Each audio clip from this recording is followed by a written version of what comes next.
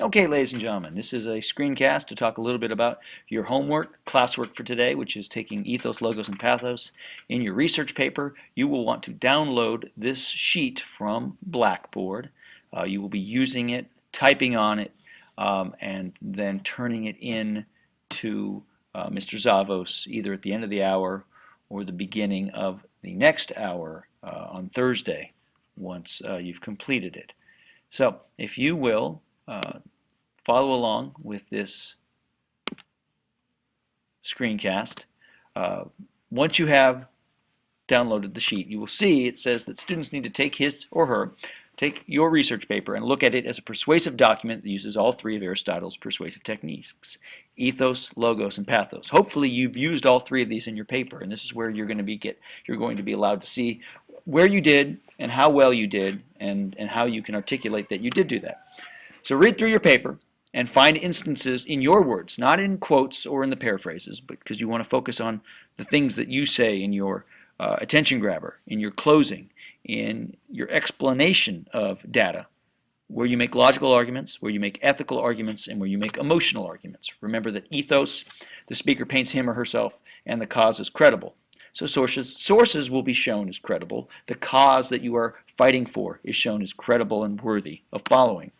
Logos, logical argument. You give facts, but now how do you logically use them to show cause and effect, to show that if this happens, then this will happen, and the opposite happens, the opposite happens, or you should do this because it is very much similar to this situation. So finding those logical arguments. And then pathological arguments, using images, repetition, loaded words, language to elicit emotion from the audience so that they will get excited and buy into what you want them to buy into and to reject what you want them to reject. So this is our example. So for logos, I looked at my paper and you're going to copy and paste an example of logos argument from your paper into this document. Your words, again, though it might refer back to a piece of evidence, but the part that is your words. So for my paper, these are the types of skills that teachers do not teach directly to students, but that are taught indirectly as students learn to manage and work on their homework. Since managing time and staying organized are prized behaviors in the workplace, students are preparing for a life after school by doing their homework.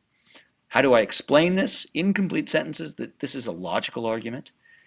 This is where you actually have to think, do a lot of thinking and articulating. The explanation of this evidence clearly makes a logical connection between the behaviors that homework teaches and the benefits that they will bring to students afterward.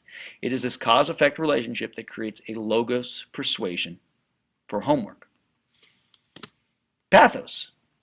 Again, I find an example of pathos. So despite the recent push by several school districts to eliminate homework, what do over 75% of students, parents, and teachers know? Homework is important for learning. Homework is important for understanding. Homework is important for living.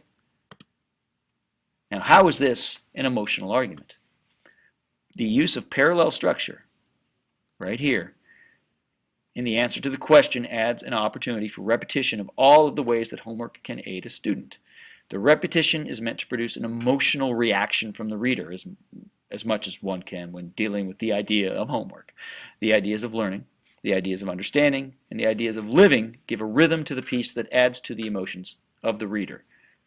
Again, simple piece, but I've got to explain it. How is it pathos? And then lastly, you'll do the same thing with ethos. So find an example of ethos.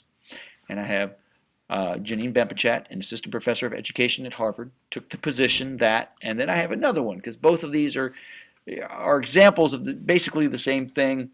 And I wanted to show you both. Furthermore, according to Kim Kohler, principal at Putnam School in Eau Claire, Wisconsin, and a longtime advocate of the 21st century model of learning, many teachers, and then we have, of course, the quote. Well, how is this ethos? I wrote a lot here. Each of these lead-ins to quotes help to give the reader more information about the speaker. In the first example, the fact that she is an assistant professor of education at Harvard tells the audience that she lets the audience know that she is a credible source when speaking about education. She went to Harvard. In addition, the second example, Kim Kohler, not only says that she's a principal, but that she is someone using information that was taken from the source, the original source.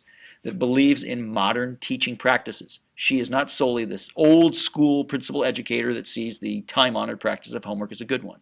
She wants a 21st century model, but still sees the benefits of homework. She is credible because she lacks a bias one assumes a principal might have about the homework, which is why this is in here. It helps to show she is not biased and thus is credible, and thus it is an ethical argument to listen to her and to support what I am saying about homework. So you're going to do all of these, find a logos, find an ethos, find a pathos in your paper, and then in complete sentences and very specifically explain how it is ethos, how it is logos, how it is pathos. And you will save that document. You need to print it off either by the end of class and put it in the turn-in folder, turn-in box, or turn it in at the very beginning of class on Thursday.